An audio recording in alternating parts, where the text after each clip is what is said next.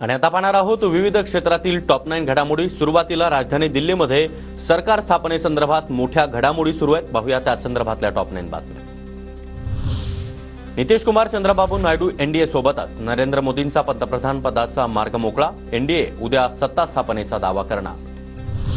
राष्ट्रपती द्रौपदी मुर्मू यांनी एनडीएच्या खासदारांना उद्या भेटण्याची वेळ दिली। संध्याकाळी 5 ते 7 दरम्यान भेटून राष्ट्रपतींना सत्ता स्थापनेचा प्रस्ताव दिला जाणार।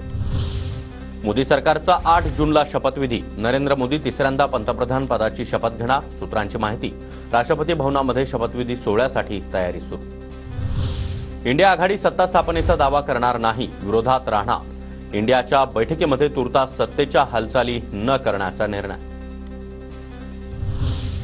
एनडीएच्या बहुमत चाचणीच्या दिवशी इंडिया आघाडी संसदेमध्ये शक्तीप्रदर्शन करणार। मतदानामध्ये प्रत्यक्ष सहभागी न होता संख्याबळ दाखवण्याचा प्रयत्न करणार। इंडिया आघाडीचं अध्यक्षपद मल्लिकार्जुन खरगे यांच्याकडे दिलं जाणार। सूत्रांची माहिती, योग्य वेळी अध्यक्षपदाबाबतची घोषणा होणार। इंडिया आघाडी देशाचा आवाज। जनतेनं लोकशाही संविधान वाचवण्यासाठी जोर लावला। इंडिया आघाडीच्या बैठकीमध्ये राहुल गांधींचं वक्तव्य। एनडीएला समर्थन करणारे अनेक जण आमच्या संपर्कात। इंडिया आघाडी किती यशस्वी झाली हे येत्या 6 महिन्यात कळेल, संजय राऊतांचं वक्तव्य।